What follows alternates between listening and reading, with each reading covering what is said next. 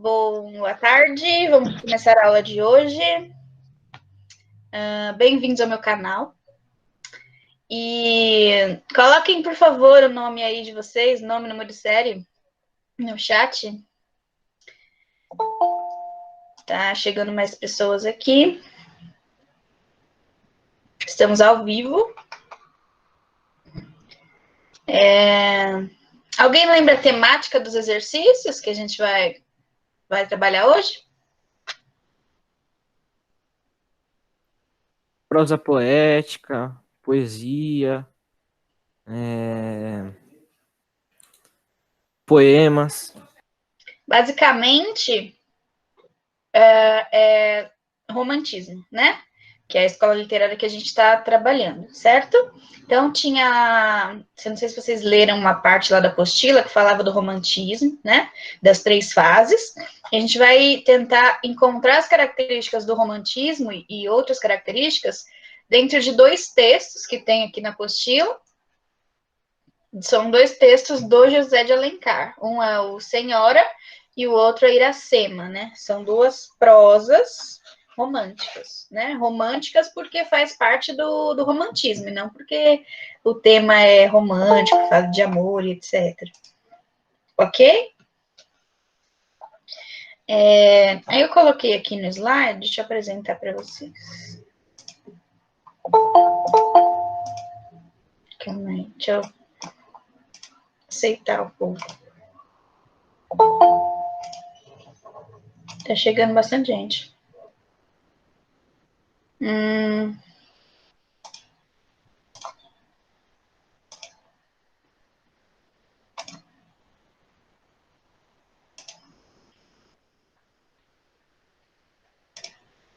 Estão vendo os slides? Sim? Então, eu coloquei aqui o texto, né? Eu separei o texto para a gente fazer a leitura, tentar entender o texto, né? Igual a gente sempre faz, para depois falar dos exercícios. Pode ser? Ok? Então, eu coloquei primeiro, que é o Senhora. Qual que vocês tiveram mais dificuldade? Com o Senhora ou com o Iracema? Iracema, né? Iracema porque muitas palavras de origem indígena, né? Por isso que existia muita dificuldade. Vocês perceberam?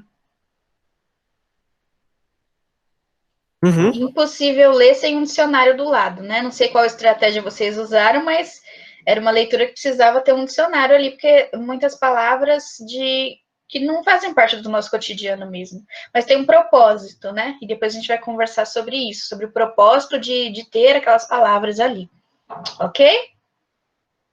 Ok. Então, vamos começar falando desse romance, Senhora, de José de Alencar?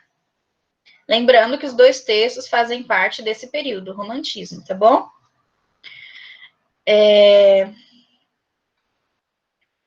Quem pode começar? Eu posso, professor. Pode? Então, lê aí um pouquinho e depois a gente vai revisando. Texto 1. Senhora, José de Alencar. Tá dando pra ouvir minha voz normal? Tá ok. Há anos raio no céu fluminense uma nova estrela. Desde o momento de sua ascensão, ninguém lhe disputou o centro. Foi proclamada a rainha dos salões. Tornou-se a deusa dos bailes, a musa dos poetas e o ídolo dos noivos em disponibilidade. Era rica e formosa. Pra mim, Victor. Ok. Ah, tá. Outra pessoa agora?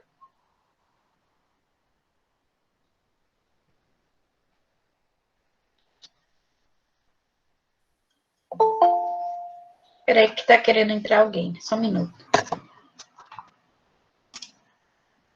Ingrid.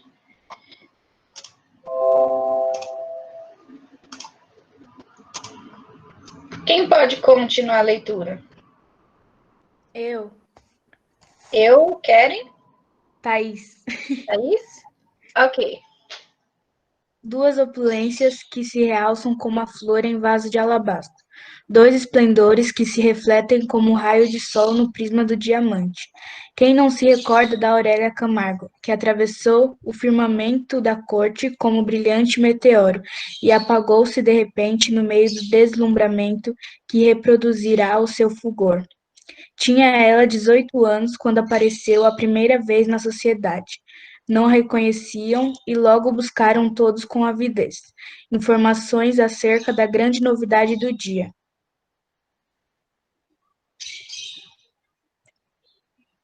Alguém pode... Continua, professora? Professora, o Nanis queria ler, mas não tô tá conseguindo ouvir Pode o ler, áudio dele? Tá conseguindo ouvir o áudio? Fala aí alguma coisa, ô James, para ver se eu ouço. Ixi, deve estar zoado. É. Deixa ele consertar. Tem bastante coisa para ler hoje. Outra pessoa continua, finaliza pra gente esse parágrafo aí. Dizia-se, né? Aham. Tá. Quer que eu vá? Pode ler. Tá. Dizia-se muita coisa que não repetirei agora, pois a seu tempo saberemos a verdade, sem os comentários malévolos de que nós usam vesti-la os noveleiros. Aurélia era órfã e tinha em sua companhia uma velha parenta, viúva, doutora Firmina Marceranhas, que Mascarenhas. sempre a acompanhava na sociedade. Ok, eu acho que de senhora é só esse mesmo. Então, gente, quais são as só por esse trecho, porque Senhora é um livro, né? Vai falar aí da história da Aurélia. Mas só nesse trecho, o que eu consigo perceber?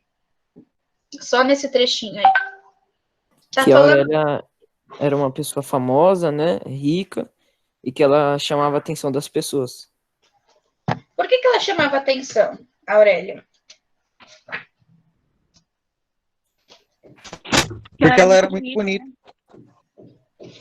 Muito bonita Uhum. e rica, certo? Sim. Ok. Que mais? Que outros detalhes eu tenho?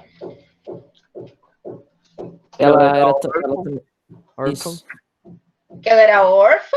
Que E só mais? tinha uma única parente, que era... Um parente não, né? Uma companhia, que era a viúva Firmina Mascarenhas. Isso, tinha uma mulher que acompanhava, certo? Por quê? A gente está falando de um texto do século XIX, certo? No século XIX, a questão do preconceito que se tem com a figura feminina é muito maior do que o que se existe hoje.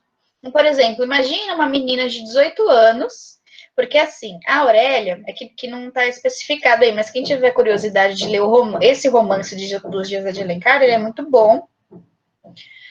Fala de uma menina, a Aurélia ela era pobre, né, a princípio, mas depois que ela fica órfã, ela recebe uma herança dos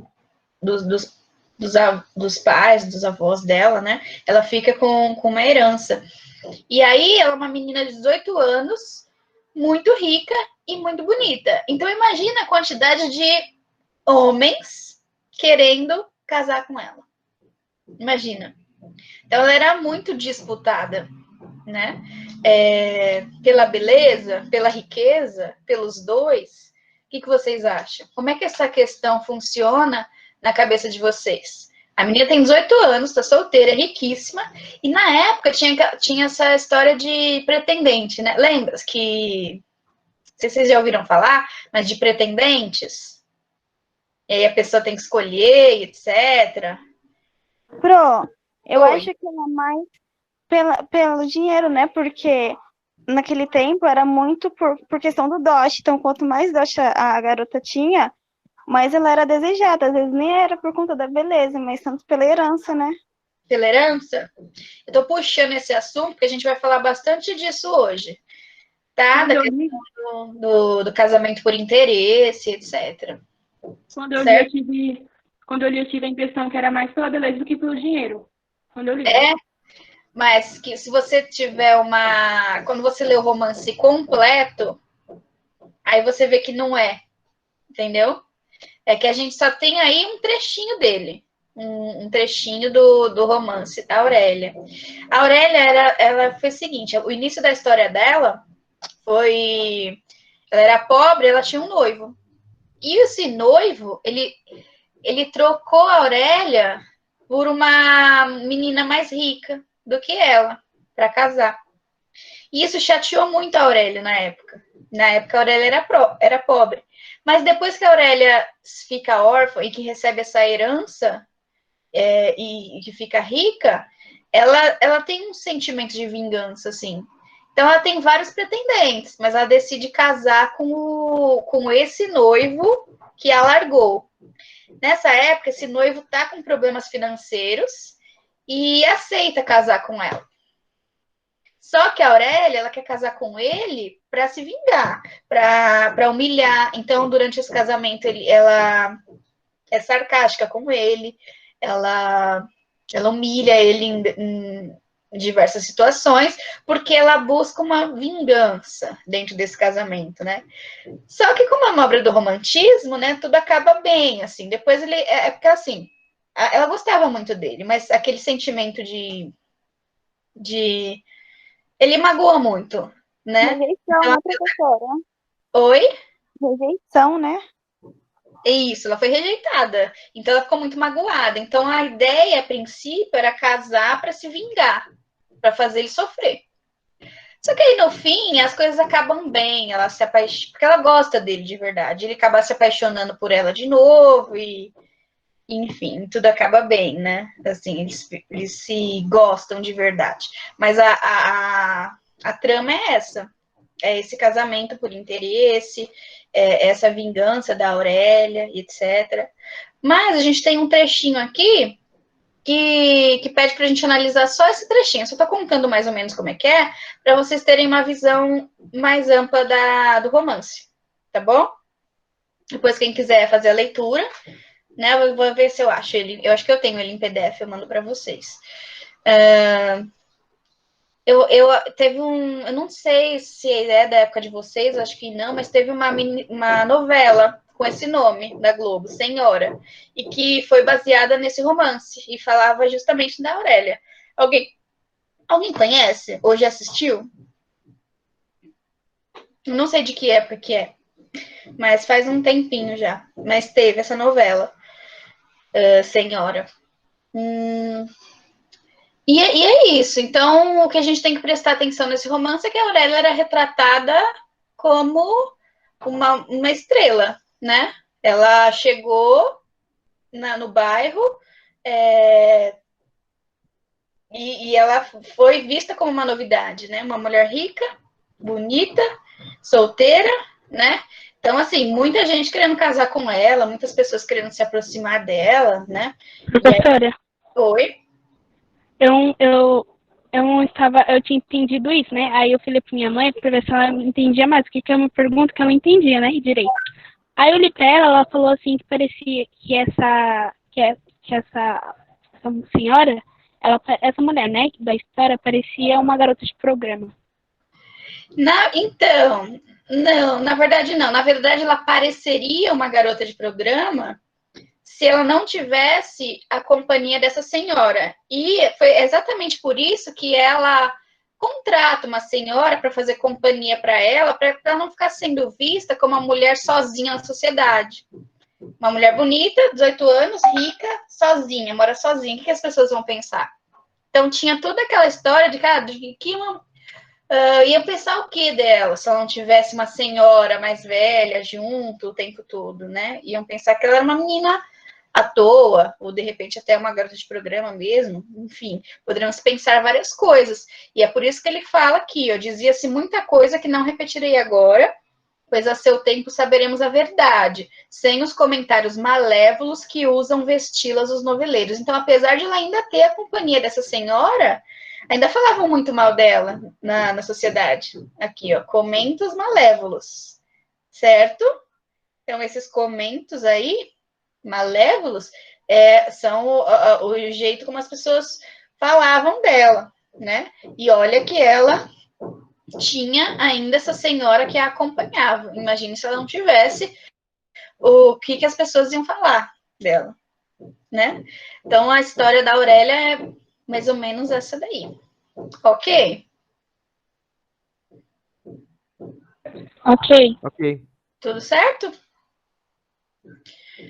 Agora, vamos para o Iracema, que é um negócio mais complexo? E depois a gente vai voltar nos textos para ir marcando as figuras de linguagens, para ir marcando as características de prosa poética, a gente vai voltando para marcar. Pode ser? Aqui, assim, eu quero que vocês tenham uma visão geral do texto, para depois a gente ter uma visão mais detalhada. Pode ser? Ok? Ok. Tá. Então, Ok. tem o Iracema, que é um pouquinho maior.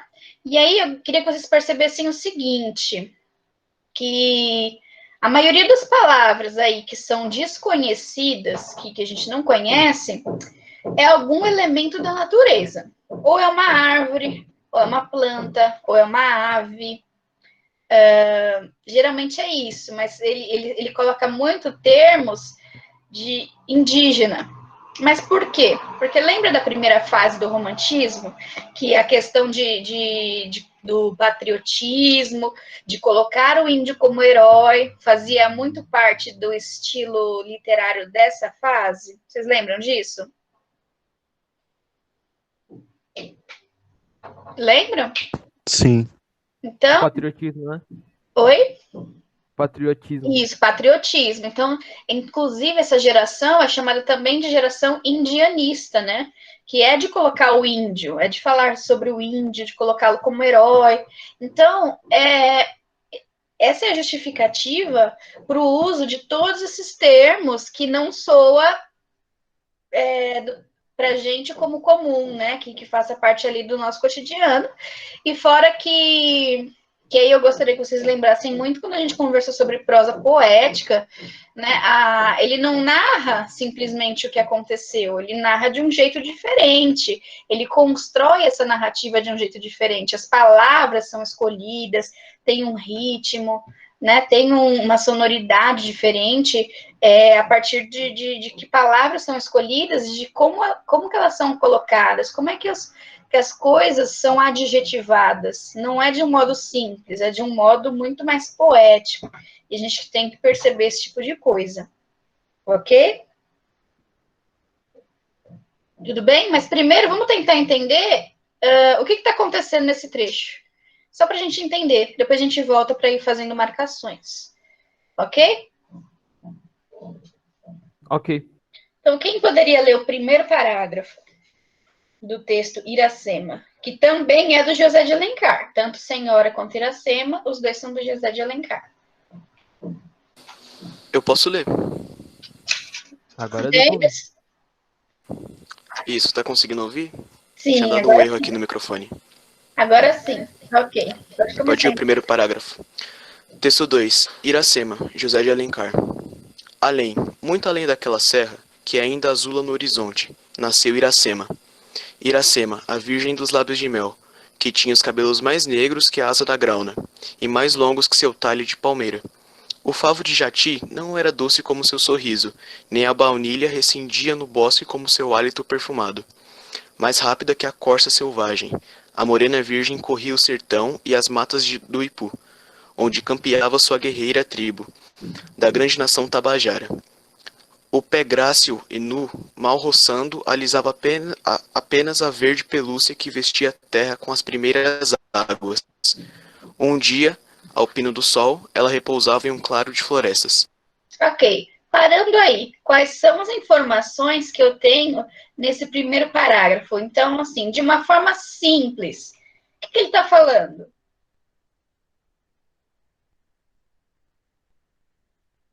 Eu tenho a ideia de que ele meio que tá... Ele está exaltando a Iracema desde o nascimento dela.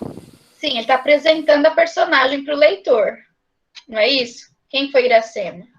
Foi essa mulher. Só que assim, percebe que a forma como ele adjetiva essa mulher é diferente do comum? Né? Porque em outras palavras, o que ele está dizendo sobre ela? Se a gente fosse pensar numa perspectiva não poética. Assim, como que ela é? No nosso vocabulário comum. Como eu diria que é Iracema? Até esse trecho que nós lemos, o que nós podemos perceber de como ela é, mas fora da perspectiva poética? Ela é uma índia muito bonita. Uma índia muito bonita. Ele acaba comparando ela com vários elementos, né? Com o que ela é comparada? A asa da graúna, aos lábios de mel, que seria da colmeia, né? Isso, quando falar Os dos lábios de lábios de palmeira. mel, o que ele quer dizer com isso? Os lábios doces. Os lábios doces, delicados e tal, que, né? Aí, só que aqui, ó, tudo bem, ele descreve ela, ele tem uma adjetivação enorme só para falar da beleza da Iracema. Ele não fala só, nasceu Iracema, uma índia muito bonita. Porque poderia ter falado isso, né? Mas olha o parágrafo inteiro sendo usado só para dar adjetivos para Iracema. E é isso que torna esse texto uma prosa poética. E olha, durante a leitura, vocês não percebem um ritmo diferente na forma como ele dá todos esses adjetivos para ela? Vocês conseguem perceber que não é um texto comum, é um texto poético. Lembra quando a gente discutiu em sala de aula a diferença de um texto comum e um texto literário? Quem lembra dessa discussão que nós tivemos lá no presencial ainda, lá no início do ano? Vocês lembram?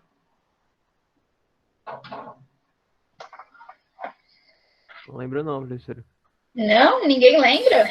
Eu também não me lembro, não. Tá. Então vamos relembrar. O que é um texto literário e o que é um texto não literário? A gente estava falando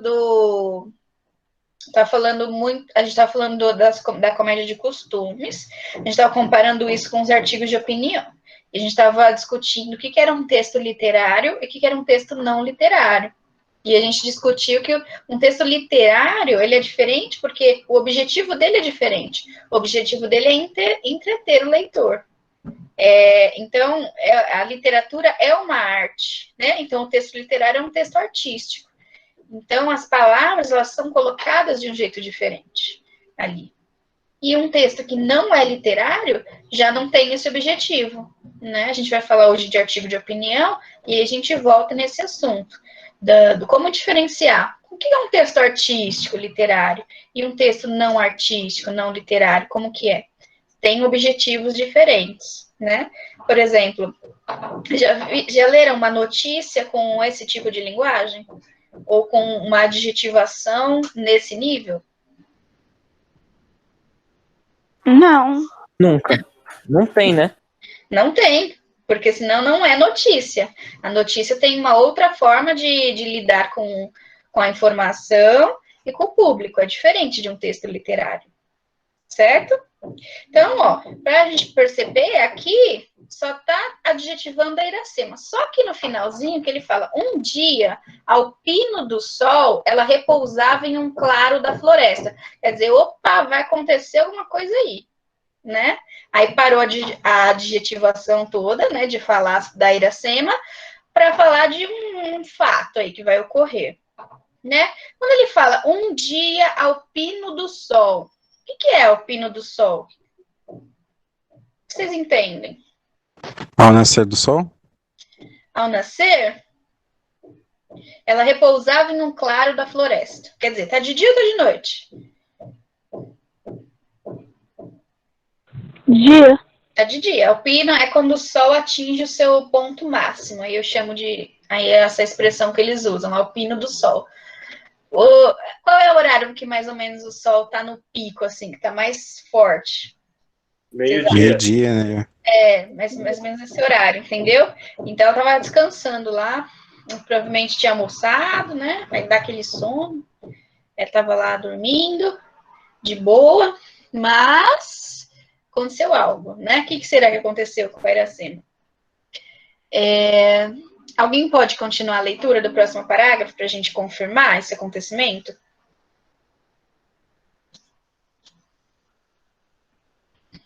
Banhava-lhe o corpo à sombra da oitícica.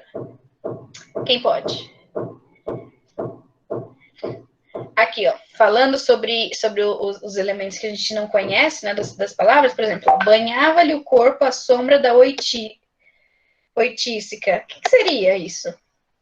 Oitícica. Acho que é alguma árvore, né, professora? Sim, por que eu sei que é uma árvore, mesmo sem conhecer essa palavra? Por conta da sombra, né? Que... Isso. Então, a oitísca é uma espécie de árvore que ela é muito grande, muito larga. Então, ela projeta muita sombra, né? Então, tá, até agora a gente sabe que a Iracema é bonita, era uma índia maravilhosa, perfeita. A gente tem até a ideia aqui da mulher idealizada, de tão linda que era Iracema. E ela, até agora, ela só tá lá dormindo debaixo da árvore. Certo? É as informações que nós temos até agora. Ok? Quem pode fazer a leitura desse parágrafo para a gente ver as novas informações? Eu leio querem? Pode ler, então. Banhava-lhe... Peraí, um segundo. Banhava-lhe o corpo à sombra da oitícica, mais fresca do que o orvalho da noite. Os ramos acacia silvestres espaziam flores sobre os úmidos cabelos. Escondido na folhagem, os pássaros almeigavam o canto. Iracema saiu do banho. O alfajor d'água ainda roreja, como a doce mangaba que corou manhã de chuva. Enquanto repousava, espuma das pernas do gará as flechas de seu arco e concerta com o sabiá da mata pousado no galho próximo canto agreste. A graciosa Ará, sua companheira e amiga, brinca junto dela. Às vezes sobe aos ramos da árvore e de lá chama a virgem pelo nome. Outras remexe o uru de palhas matizadas, onde traz a selvagem seus perfumes, os alvos fios de Krautá, né? Isso. Krautá. Deixa eu dar zoom aqui, né? As agulhas da Jussara com seu... Meu Deus, tá muito pequeno. Com que desce a renda. E a síntese que matiza o algodão. Rumor suspeito quebra a doce harmonia da cesta. Ergueu a virgem os olhos que o sol não deslumbra. Sua vista perturba-se. Ok. Então, tá. Ela tava lá dormindo. De repente, aconteceu o quê, gente? O que aconteceu? Tá tudo bem ainda? A gente tem uma adjetivação enorme, assim, daquilo que estava acontecendo, mas só uma coisa aconteceu. O que aconteceu enquanto ela dormia? Professor, isso daí pode ser considerado uma hipérbole? Esse exagero de detalhes? Aham. Eu acho ele muito descritivo, né, professora? Ele gosta de detalhar. Ele gosta de detalhar realmente tudo, assim. Mas não chega a ser hipérbole, porque a hipérbole é o exagero de alguma situação específica. E não o exagero da linguagem, de características, sabe? Eu acho que ele quer dar mais vivacidade para a história, sabe? Para a pessoa conseguir imaginar perfeitamente. Exatamente. Tem esse objetivo de você estar lendo e, ao mesmo tempo, imaginar tudo com o máximo de detalhes possível. Então, enquanto a gente está discutindo aqui sobre Iracema, que ela, desde quando ela nasceu, quanto ela é bonita, que agora ela está deitada lá, dormindo, debaixo da sombra da árvore, não sei o quê. Vem algumas imagens na cabeça de vocês de como isso pode estar acontecendo? Porque acho que a gente acaba, mesmo que sem querer, criando algumas imagens na nossa cabeça. Não acontece isso com vocês? Vocês estão imaginando a Iracema? Acho que é inevitável, né, professora? Porque ele detalha tanto que é natural. É inevitável, você fica imaginando como que é a Iracema. E essa Iracema, ela é diferente na cabeça de cada um, né? Cada um vai imaginá-la de um jeito. Todos vão imaginá-la muito bonita, mas cada um vai ter a sua Iracema em particular, assim, na mente, né? E das coisas que estão acontecendo. Porque a literatura tem isso, né? De fazer você imaginar, de fazer você viajar, de fazer você entrar na história de verdade. E, enfim, isso tudo graças a essa riqueza toda de detalhes, né, que é colocada na obra. Mas voltando, o que acontece quando ela está lá dormindo? Ela começa a ouvir rumores, né? Ela ouve alguma coisa, né? Tipo um barulho, alguma coisa se mexendo. E aí o que acontece? passarinho, não é? Se é, a gente não sabe, ó. Rumor suspeito quebra a doce harmonia da cesta. O que é uma cesta? Vocês sabem? Sabem? Quem aqui tem a mania de dar uma cochiladinha depois do almoço? Eu. Isso é uma cesta. Não consigo. Então as pessoas chamam isso de cesta. Ah, tirar uma cestinha. É que depois do almoço não dá um sono? Que dá sono depois do Aquele sono almoço, de baiano. Oi? Aquele sono na rede de baiano. Exatamente. Então, lembra que no início falou que o Sol estava no pico? Que a gente deduziu isso, ó. Ó aquela habilidade de inferir também, né? Presente aqui. Se o Sol estava lá no seu pico, é porque era por volta de meio-dia. Essa informação está aqui? Não está. Mas, graças a algumas informações que tem, eu tenho como inferir, eu tenho como deduzir alguns detalhes. Só que esse detalhe é confirmado lá embaixo, né? Se ela diz que está quebrando a harmonia da cesta, é claro que ela almoçou e está ali dormindo, né? Só que assim, aí essa tranquilidade acaba. Por quê? Porque ela ouve algum rumor, alguma coisa acontece ali que quebra essa paz que ela está sentindo. A gente não sabe ainda o que é, mas ela ouviu alguma coisa, algum barulho, e aí ela ficou mais atenta, certo? Ó, ergue a virgem os olhos, que o sol não deslumbra, sua vista perturba-se. Quando fala sua vista perturba-se, quer dizer o quê? Que ela ainda tá meio. Ai, como é que fala? Ou alguma coisa entrou na frente dela, ou ela acabou de acordar e não tá conseguindo abrir o olho. Ergue a virgem os olhos. Se fosse falar numa linguagem não poética, era só eu falar. Ela ergueu os olhos. Mas olha a forma como isso está colocado. Ergue a virgem os olhos. Então, quer dizer, ela ergueu, sabe quando a gente ergue a sobrancelha assim, para tentar prestar mais atenção em alguma coisa que está acontecendo? É isso que ela faz. Ela tenta ficar mais atenta para ver o que está rolando. Ok? Que barulho que é. Enfim, a gente vai descobrir agora. Estão curiosos? O que será que aconteceu? Mas vocês leram o texto, né? No momento que vocês estavam fazendo a leitura para fazer o exercício, vocês tiveram essa percepção? Ou não? Passou despercebido? Tinha a percepção que ela tomou um susto quando ela ouviu os barulhos. Tipo, Eu ela achei foi atrás. que parecido um animal, sei lá. Pareceu um animal? Não sei, vamos ver o que. Na verdade, ele deixa bem claro, né? Posso passar para outra página para a gente ver? Posso? Pode. Então, ó, a continuação do texto 2. Quem pode fazer a leitura do segundo parágrafo para a gente ter essa certeza aí do que aconteceu?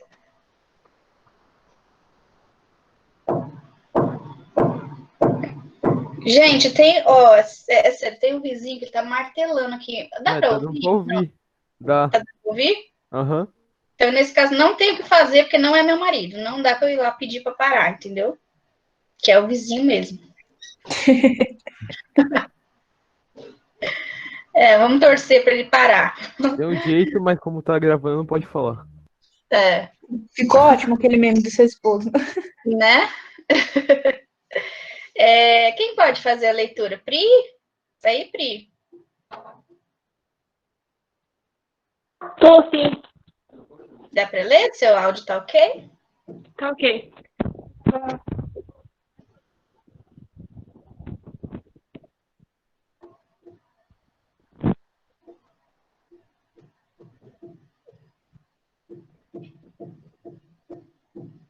Pri?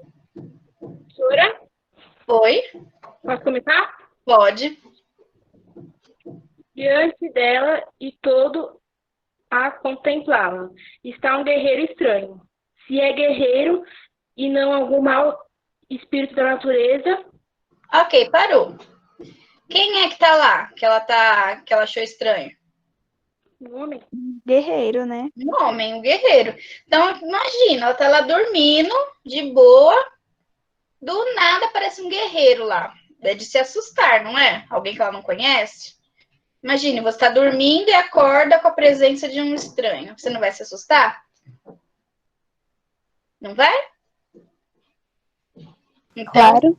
então foi isso que aconteceu com a Iracema. Ela tava lá dormindo de boa. Aí, de repente, ela viu um barulho. Quando ela olha, opa, tem um cara aí? Quem é? Né? E aí, isso assustou a Iracema. Daí ela vai tomar uma atitude aí meio drástica. Né? O que vocês acham que ela vai fazer?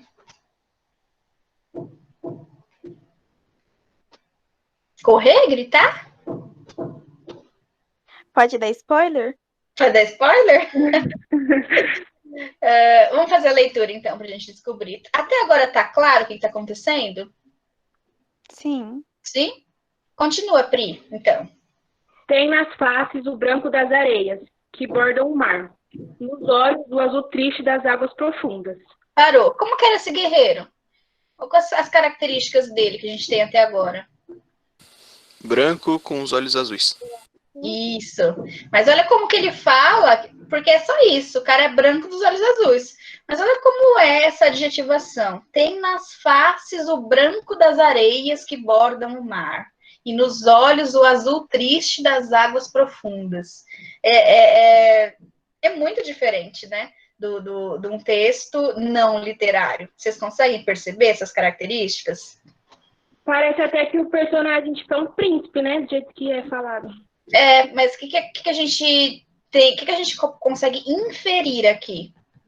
Esse cara era da tribo, era dali, das redondezas, de onde Iracema morava? Algum familiar, alguma coisa assim? Não, porque Não. Ele fala que ele era um guerreiro estranho, né? E é que ele era branco, né? Se ele era branco, que tô falando de quem? De que tipo de povo que eu tô falando que chegou lá do nada? Europeu? Um europeu, exatamente. E a gente sabe da história, né? Que quando os europeus chegaram no Brasil, etc., o que foi que aconteceu. Mas, assim, é uma pessoa diferente para ela, porque não tinha as características do povo dela, não tinha os mesmos hábitos, não tinha as mesmas vestimentas, era uma pessoa de uma cultura completamente diferente, né? E isso causou uma estranheza ali, né? A gente nem sabe se esse cara queria fazer mal, alguma coisa, não sabe nada. Sabe que ele era um europeu, era diferente ali para ela, e por isso causou o estranhamento. Ok? Pode continuar. Ignotas armas e tecidos ignotos cobrem-lhe o corpo. Foi rápido, como o olhar, o gesto de Iracema. A flecha embebida no arco partiu. Gotas de sangue borbulham na face do desconhecido. De primeiro impeto, a mão lesta caiu sobre a cruz da espada, mas logo sorriu. O moço guerreiro aprendeu na região de sua mãe, onde a mulher é símbolo de ternura e amor. Sofreu mais da alma que da ferida. O sentimento que ele pôs nos olhos e nos rostos. Não o sei eu, porém a Virgem lançou de si o arco e a Uraçabada, e correu compassiva. O sangue Não. que... Olha lá, ó. Correu para o guerreiro. Você pulou uma linha aí. Ah, porque tá muito coisadinho, mas tá. Sentido da... E correu para o guerreiro, sentido da mágoa que causará. A mão que rápida seria, estacou mais rápido e peraí, é que tipo... Ô, Pri, dá zoom na imagem que dá pra ler, dá zoom. Ah, tá bom. Tá muito pequeno. Peraí. Dá zoom que dá. Dá um zoom aí que acho que fica melhor. Que eu no computador, deve estar maior mesmo. Mas olha lá, enquanto ela se acha, ó. Onde que eu tava mesmo? Peraí, pode deixar, Pri, que eu vou concluir aqui, ó. Porém, a Virgem lançou de si o arco e a uiraçaba e correu para o guerreiro, sentida da mágoa que causara. Então, olha esse verbo, é causara, não tem acento. Se eu falo causará, ele passa para o futuro. E aí eu tenho outro entendimento. Então, preciso tomar cuidado com a questão dos verbos. Se é algo que já aconteceu, então tem que estar no passado. Esse aqui é o pretérito mais que perfeito. Né? Não sei se vocês conseguem lembrar dele. Ó, a mão que rápida ferira, né? Então, passado, estancou mais rápida e compassiva o sangue que gotejava. Ok. O que a Iracema fez, gente? Ela foi salvar ele, ajudar ele. Ela foi ajudar? Antes ela Ela tirou nele, né? Quando ela viu aquele guerreiro estranho, qual foi a primeira atitude dela? ela pôs a flecha lá pra cima do homem. Ela atirou nele. Ela tava com arco e flecha lá, ela não pensou duas vezes, certo? Pegou o arco e atirou nele. Oi? Antes, eu achei que ela tava dormindo, na minha cabeça, tava passando isso, né? Ela tava dormindo, aí apareceu um índio atrás, no meio das florestas lá, viu, acho que ela era princesa, e aí ele era o protetor dessa princesa, deu uma flechada nele, porque viu ele, ela acordou assustada e já foi proteger, já foi ver o que aconteceu já. Mas lá em cima a gente viu que era um homem branco. Reparou no detalhe, ó? Sim, professor, é um homem branco. Só que, tipo, então, quando esse homem branco entrou, eu achei que tinha dois personagens, só que estavam escondidos atrás da floresta. Entendi. Mas não, né? Agora ficou mais claro o que de fato aconteceu? Ficou Depois mais ele claro. só descreve muito esse guerreiro, né? Como ele era e tal. E qual foi a atitude que ela tomou quando o viu? Que foi de atirar a flecha nele. Beleza. Até agora onde foi que ela atirou? Dá para saber? Ou não?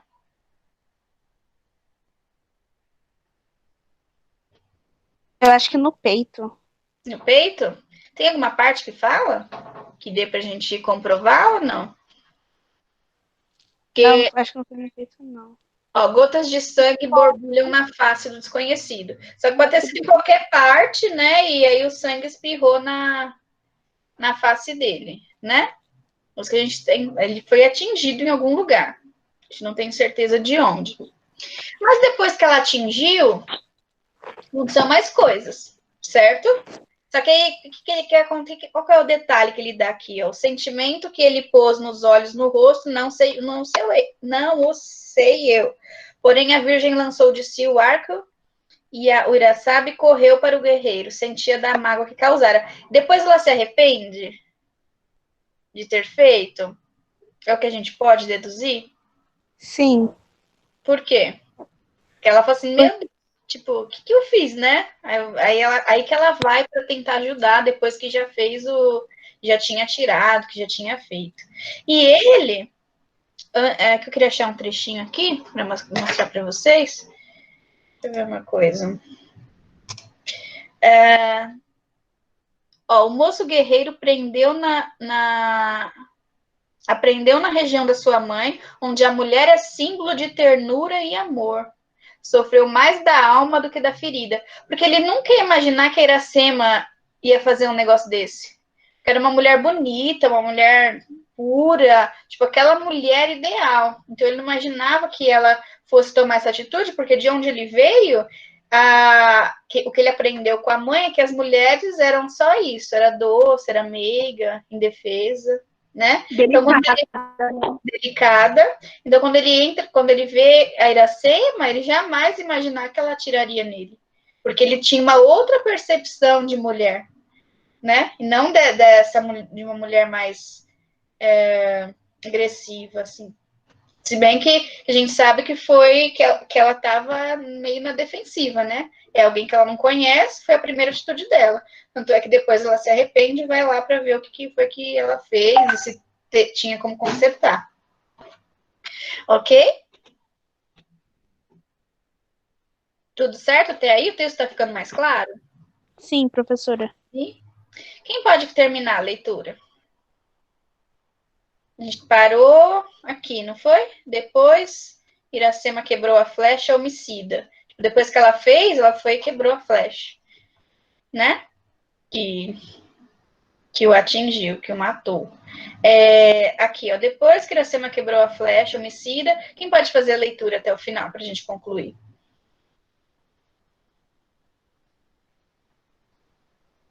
Eu posso ler, professora Lohane. Pode ler, então, Lohane. Peraí. Tá aqui, Onde ó. estava mesmo? Tô apontando. Você tá. não viu apontar? Depois Iracema quebrou a flecha homicida. Deu a este ao desconhecido, guardando consigo a ponta farpada. O guerreiro falou: Quebras comigo a flecha da paz? Quem te ensinou, guerreiro branco, a linguagem de meus irmãos? Da onde vieste a estas matas que nunca viram outro guerreiro como tu? Venho de bem longe, filha das florestas. Venho das terras que teus irmãos já possuíram, e hoje tenho os meus. Bem-vindo seja o estrangeiro aos campos dos Tabajaras. Tabajaras. Senhores das aldeias, e a cabana de Araquém, pai da Iracema. Ok, então ela vai lá e percebe o que fez, né? E ela só vai lá perguntar para ele quem era ele, de onde veio, porque ela nunca tinha visto ele por ali, né?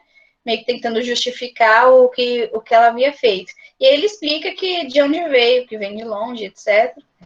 E é isso. Pelo menos o que a gente tem nesse trecho é com relação a isso. Então, a gente percebe, são poucas informações, são poucos acontecimentos até agora. A gente tem um texto longo, por quê? Porque a riqueza de detalhes é enorme. Ok? Ok. Alguém ficou com dúvida ainda do que acontece aqui no final? Que ela vai até ele para fazer algumas perguntas? Não, professora, tá, por enquanto tá tranquilo. Tranquilo? Aí, agora falando das questões mesmo, que agora eu acho que fica mais fácil de entender as questões, né? Depois que entende o texto. Então, diz assim, ó. A produção literária da primeira e da segunda... Vocês estão com a apostila aí? De vocês? Não. Sim. Não? Pega a apostila, quem não tá, pra gente acompanhar as questões. Que eu vou marcando para vocês nos slides. Beleza. Ó, a produção literária da primeira e da segunda geração romântica do século XIX destacou a mulher como figura idealizada. A gente não já conversou sobre isso? Que a primeira e a segunda geração coloca a figura da mulher dentro da literatura de forma idealizada, ou seja, perfeita, e que a questão sem a questão da sensualidade ali, né, que essa questão da sensualidade só vem depois, na terceira geração. Vocês lembram dessa aula que nós tivemos? Da figura da mulher? Lembraram? Sim, professora. Então, como que era a figura da mulher na primeira e na segunda fase, como que era retratada a mulher? Ela era tratada como a mulher dos sonhos, que era impossível tê-la, né? E era como uma deusa mesmo. Isso, então ela era perfeita, né? Aquela mulher idealizada. Quando a gente fala a palavra idealizada, é aquela mulher que só está presente na imaginação das pessoas, isso. Como eles imaginam que seja a mulher ou como que ela deveria ser, né? É assim que eles descrevem.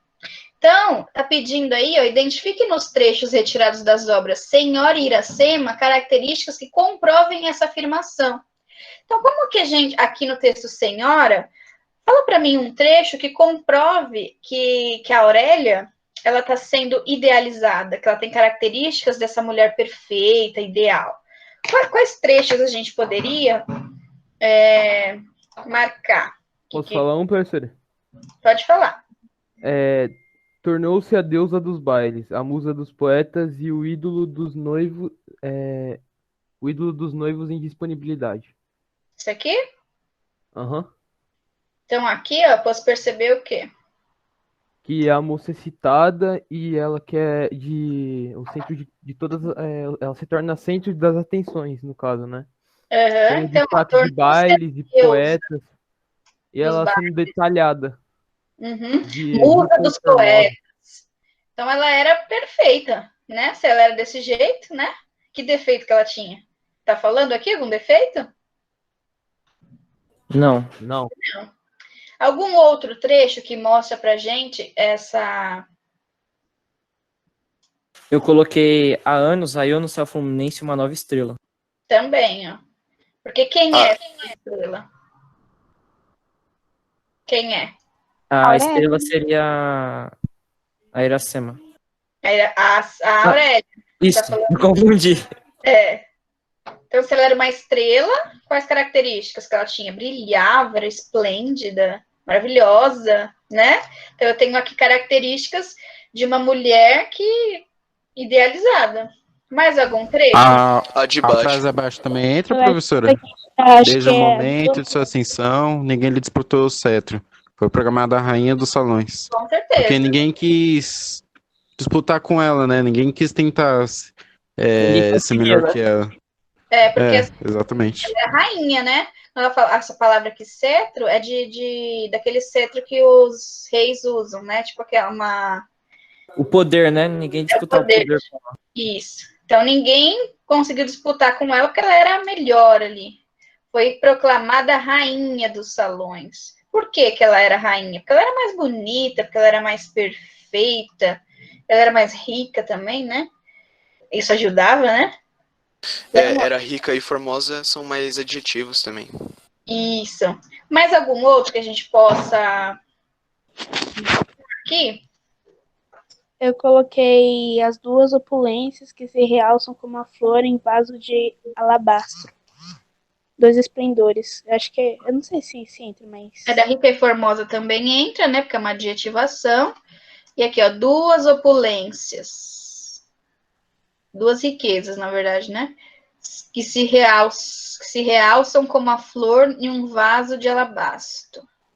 Dois esplendores que refletem como o raio de sol. Então, tá comparando ela com o quê?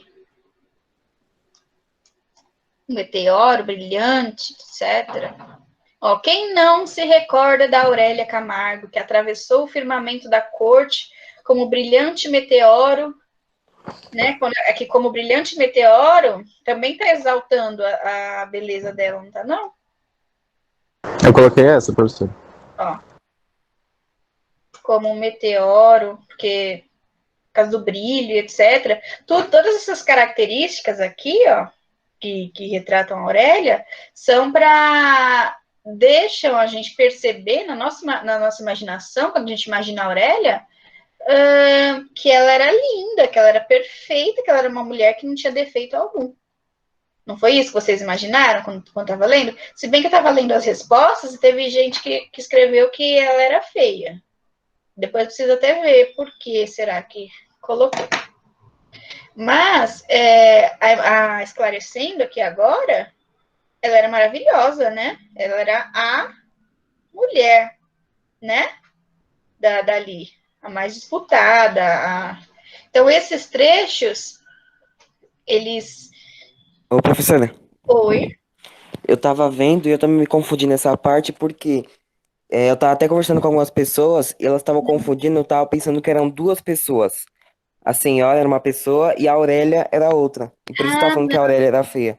Uhum. Mas a Aurélia é a senhora. Eu quase coloquei que ela era feia, mas depois eu li de novo e consegui interpretar, mas tava dando a impressão que eram duas pessoas de primeiro momento, assim. Uhum. Mas agora ficou claro que a Aurélia é a própria senhora? Sim, quando eu li a segunda vez, eu consegui já mudar o pensamento. Ah, entendi. Então, por isso que é bom, né, fazer várias leituras. Tem mais algum trecho aqui, gente, que que faça a gente perceber que ela está sendo idealizada? Acho que não, acho que Tem, professora. Não a conheciam e logo buscaram todos com avidez informações acerca da grande novidade do dia. Mas Pode se encaixar, não é? Por quê? Porque ele tá exaltando que ela foi a novidade do dia. Todos queriam ver ela, basicamente. Pode ser. Vamos colocar então. Grande novidade do dia.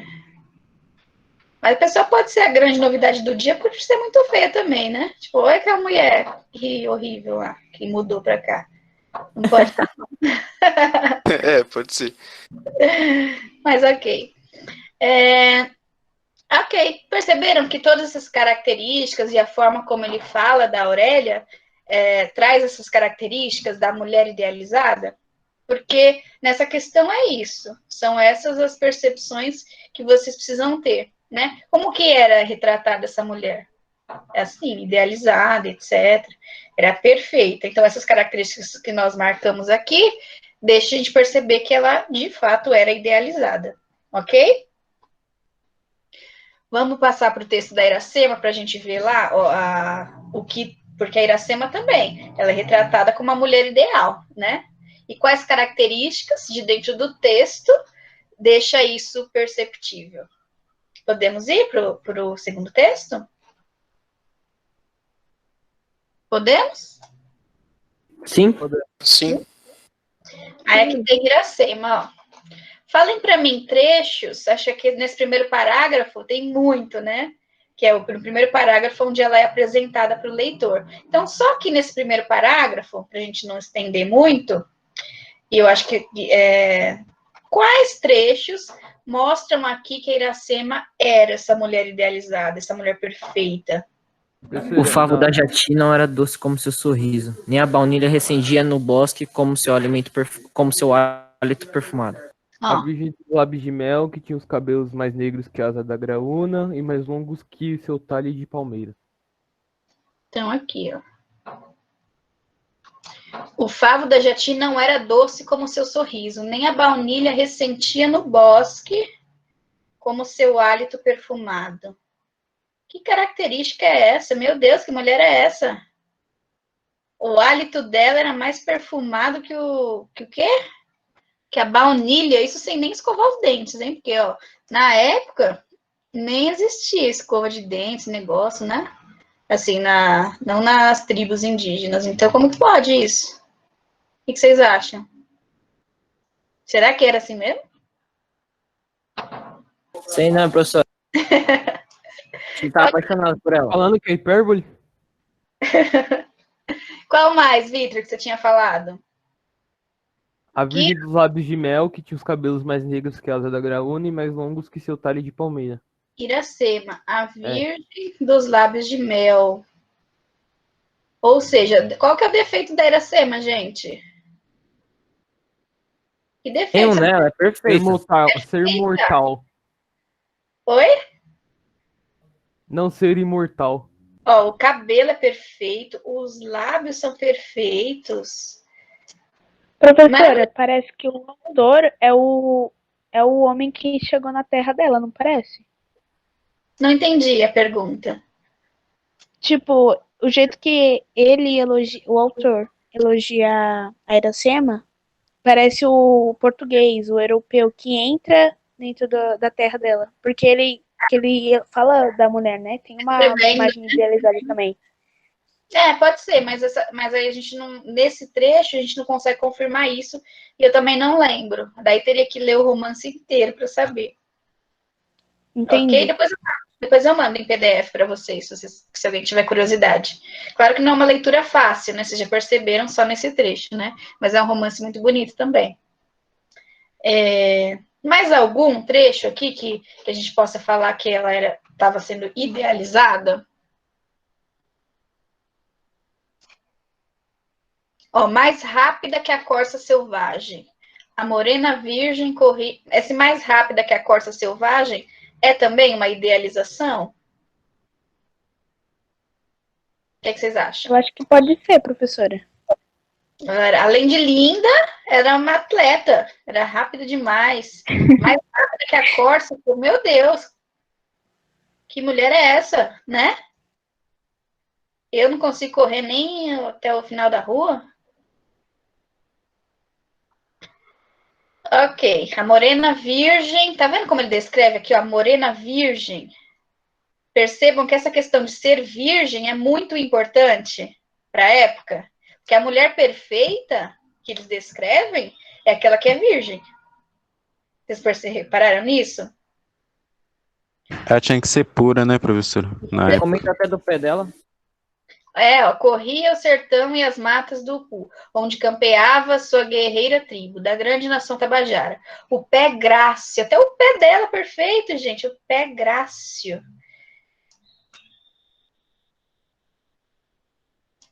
E nu, mal roçando, alisava, enfim, aí depois a gente sai descrevendo um monte de coisa. Mas até aqui já deu para perceber o quanto que essas mulheres, né, do romance aqui do José de Alencar, estão sendo idealizadas, quais características que elas têm, né, que tornam a figura dessa mulher o mais ideal possível, né, aquela mulher que está lá só no campo das ideias mesmo. Né?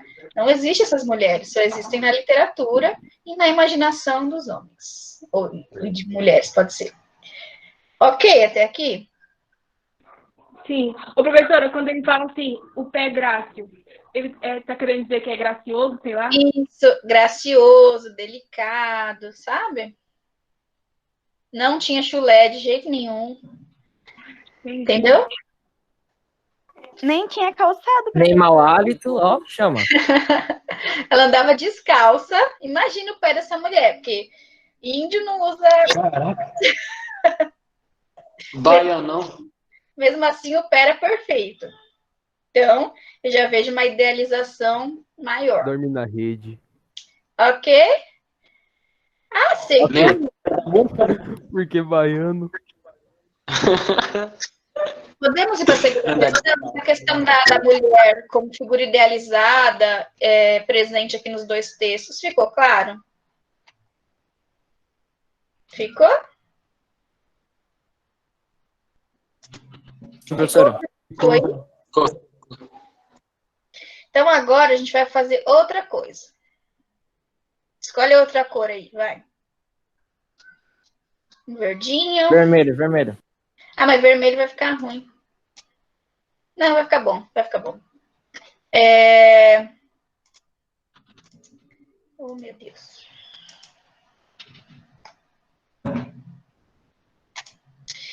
Vermelho. Agora nós queremos aqui as figuras de linguagem. Ó, no trecho da obra Senhora... Ah, não, né? Ainda não, desculpa. Mas, no trecho da obra Senhora, o que é possível identificar quanto ao perfil da personagem Aurélia por meio da sua descrição? Então, aqui a gente não precisa marcar nada no texto. Mas tá. De modo geral, como que era a Aurélia? Sim, sintetizando mesmo. Primeiro ela marcou a sociedade que ela vivia, né? Ela também era muito famosa, assim, não sei se pode dizer assim, mas era rica e formosa. Chamava a atenção das pessoas que a viam. Sim, era rica, formosa, chamava atenção. Né? O que mais que eu posso falar da Aurélia com base nesse trecho aí?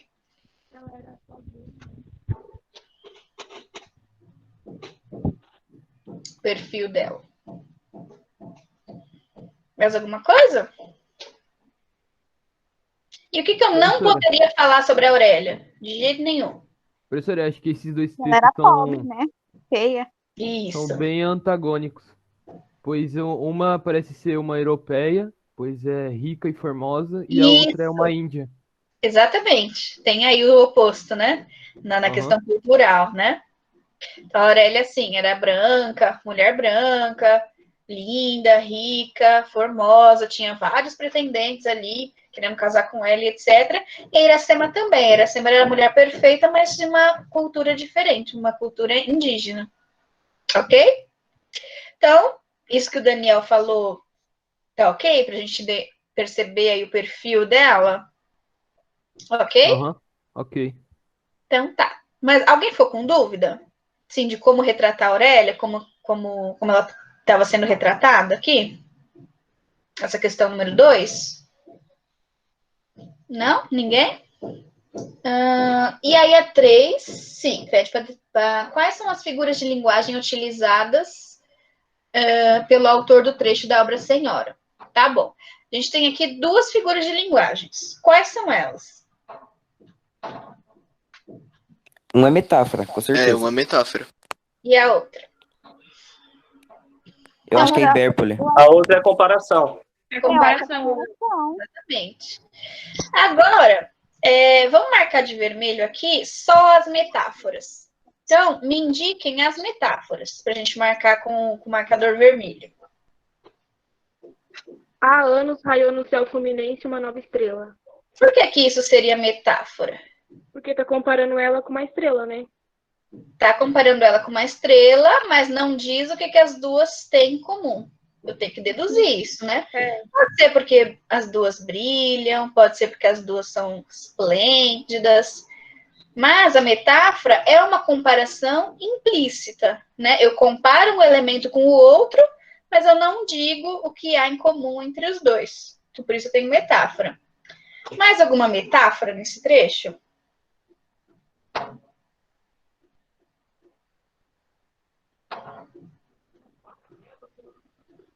Ô, professora. Oi? Eu fiquei com dúvida se era metáfora quando falam que ela é rainha, a deusa dos bailes, assim. Sim. É um tipo de metáfora também? Eu também fico dúvida. Desde o momento de sua ascensão, ninguém lhe disputou. Foi proclamada a rainha dos salões. Ela está sendo comparada a uma rainha, certo? Ela não era rainha, não tinha coroa e tal, não tinha poder para ser rainha. Ou seja, ela não era uma rainha de fato, mas ela tinha características semelhantes às de uma rainha. Que características são essas? A gente não sabe, né? A gente sabe que ela está sendo comparada a uma rainha, por quê? Porque ela liderava tudo ali, né? A gente começa a perceber isso ao longo do texto, mas é algo implícito. Então, aqui, ó, foi proclamada a rainha dos salões, também é metáfora. Por quê? Compara-se ela com uma rainha, mas não deixa claro o que as duas têm em comum, que é o que acontece com a comparação, né? Na comparação, o elemento comparativo fica mais claro mesmo. Então, mediante a isso, o que mais eu tenho de metáfora aqui? Ó, tornou-se a deusa dos bailes, a musa dos poetas e o ídolo dos noivos. Isso daqui é metáfora ou comparação? Metáfora. Por que metáfora? Porque ele tá. A comparação seria se tivesse o como. Isso, exatamente. Quando a gente for ver comparação, a gente vai ver que tem um elementozinho lá que diferencia, né? Então, tornou-se a deusa dos bailes. O que está acontecendo aqui? Ela está sendo comparada com uma deusa, né? Eu fiquei com dúvida, tipo, se estava sendo metáfora ou ela realmente tinha se tornado tudo isso. Aí, tipo, só que na parte que fala a musa dos poetas, que eu fiquei, tipo, metáfora mesmo. É, a musa dos poetas. Ela era a musa dos poetas? Não, mas ela estava sendo comparada a uma musa.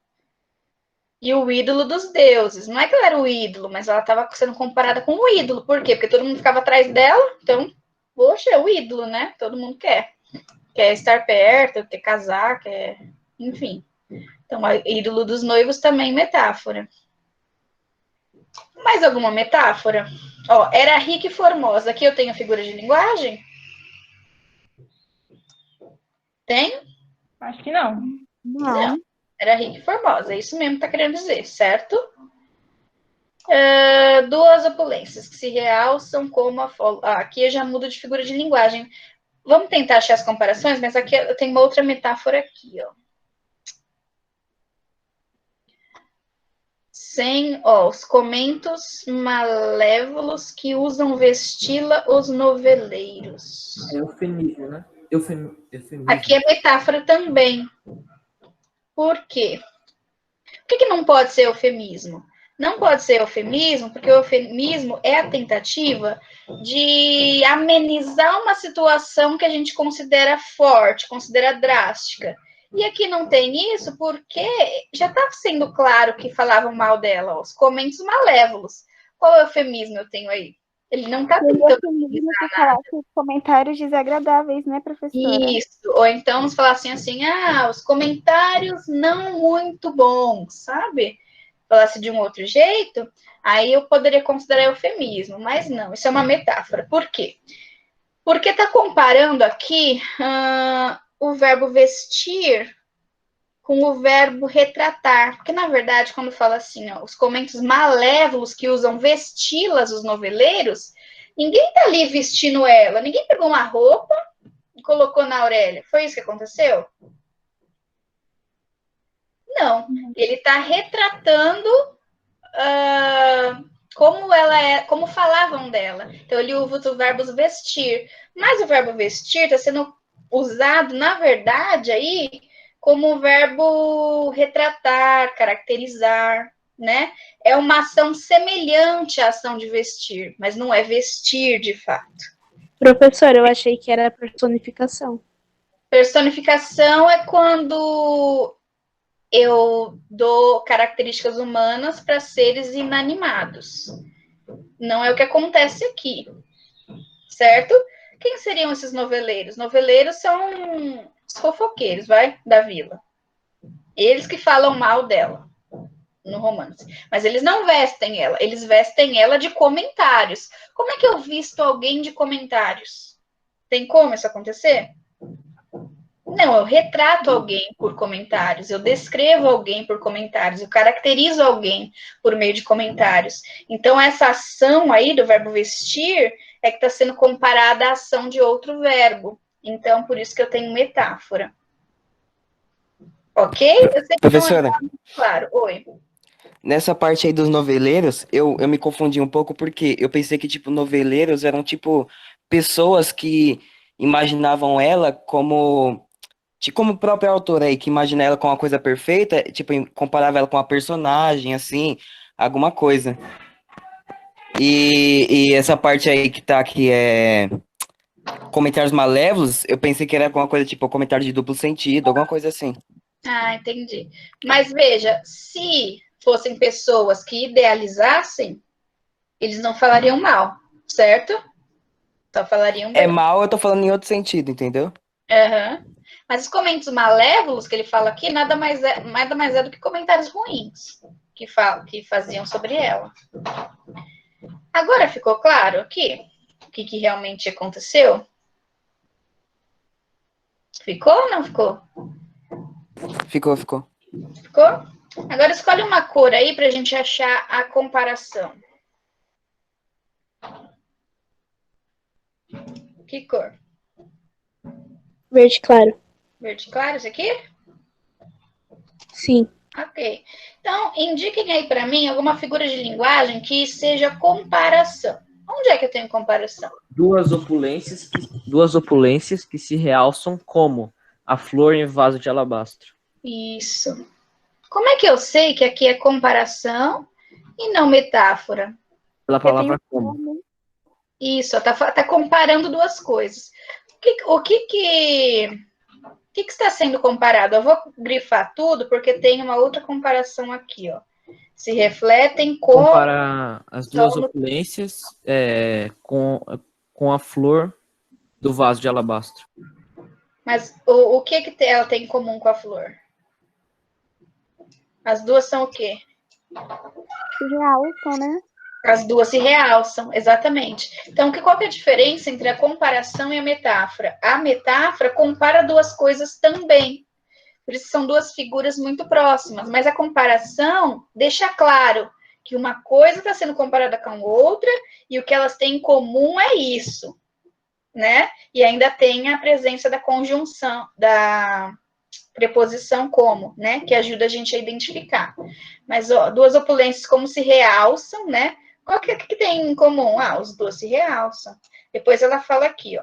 Dois esplendores que se refletem como o raio de sol no prisma do diamante. Quais são as duas coisas que estão sendo comparadas aqui? Que comparação que eu tenho aqui depois da vida? Dois esplendores. Comparados com o quê? Como raio de sol no... Raio de sol. Mas o que eles têm em comum com o raio de sol? Eles refletem. Eles refletem, né? Já tenho aqui, ó. Os dois se refletem, por isso que eles estão sendo comparados. Isso fica nítido, que é comparação, ok?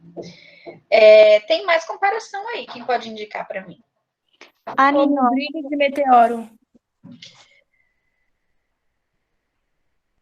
Como brilhante meteoro. Quem não se lembra de Aurélia Camargo, que atravessou o firmamento da corte como o brilhante meteoro?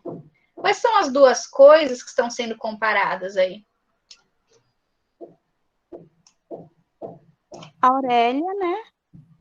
E brilhante meteoro. Está sendo comparada como com um brilhante meteoro. E o que os dois têm em comum?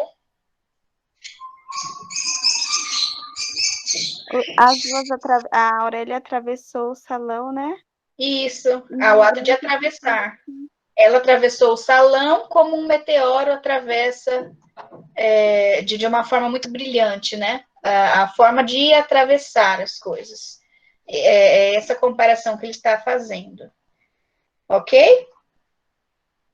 Tem mais? E apagou-se de repente no meio do deslumbramento que se produzira o seu fulgor. Ela tinha 18 anos quando apareceu a primeira vez na sociedade, não a conheciam e logo buscaram todos com avidez informações acerca da grande novidade do dia. Dizia-se muita coisa que não repetirei agora, mas a seu tempo saberemos a verdade sem os comentários malévolos que usam vesti-la os noveleiros. A Aurélia era órfã e tinha em sua companhia uma velha parenta viúva. Tem mais alguma? Não. Então, eu tenho aqui metáfora e comparação, e a gente marcou de vermelhinho as metáforas, marcamos de verde as comparações e deixamos claro aqui as diferenças. Mas ficou claro de verdade? Sim.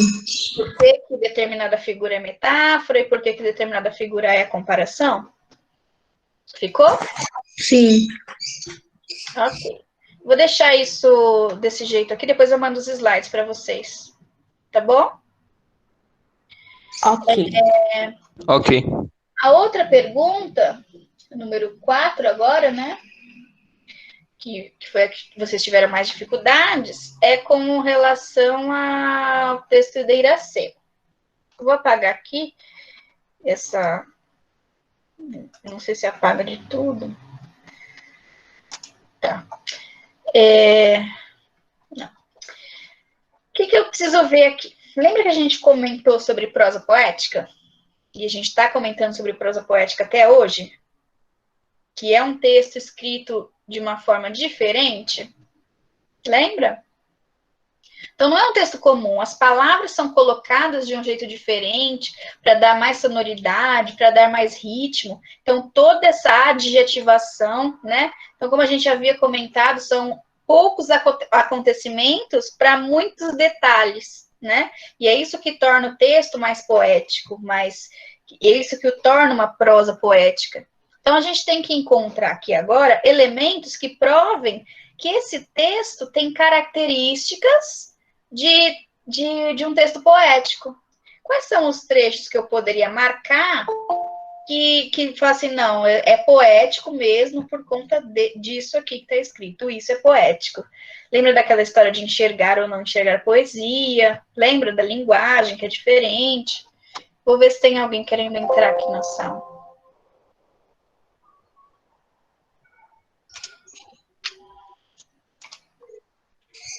Tamara. Então, vamos lá. O que eu poderia marcar aqui? Escolher uma cor. Iracema, Virgem dos Lábios de Mel, não sei o que lá, a continuação. Né? Pode ser azulzinho, clarinho? Pode. Então, o que eu posso... Fala para mim um trecho e fala assim, isso deixa claro que trata-se de um texto poético. Essa parte que fala Iracema, a Virgem dos Lábios de Mel, que tinha os cabelos mais negros que a asa da graúna e mais longos que seu talho de palmeira.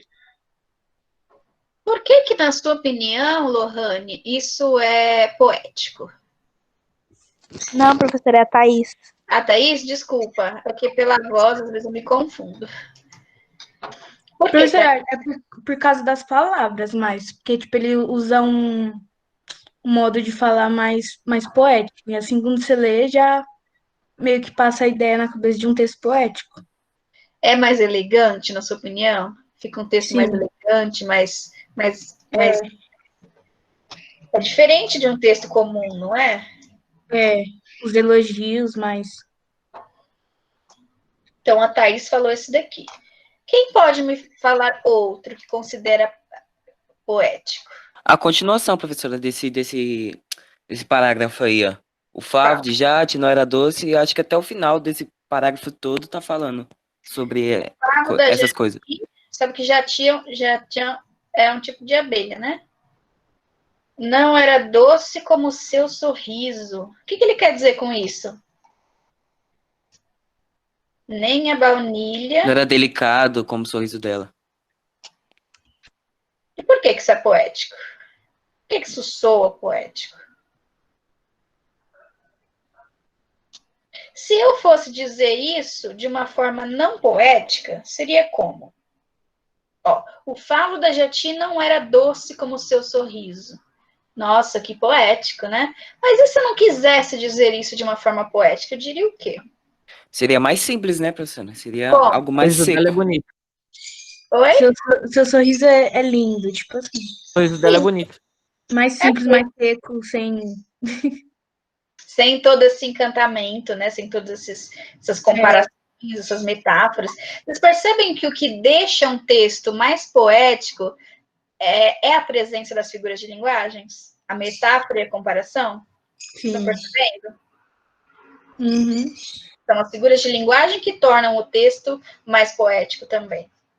Mais algum trecho que vocês consideram muito, muito poético? Aqui. Continuação. Qual? Lê para mim. Calma.